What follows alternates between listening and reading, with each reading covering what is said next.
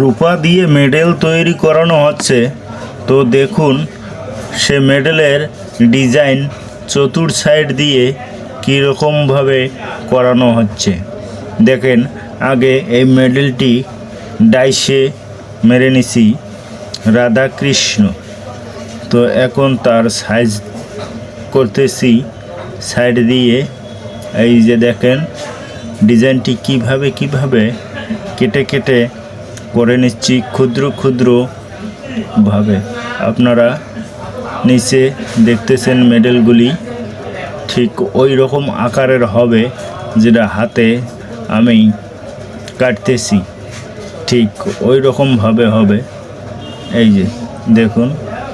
তো এরপর দেখতে পারবেন আপনারা এর আংটে কিভাবে লাগানো হয়, সব এই ভিডিওর মাধ্যমে দেখবেন। ধন্যবাদ, সবাই ভালো থাকবেন, সুস্থ থাকবেন আগামী ভিডিও দেখার জন্য।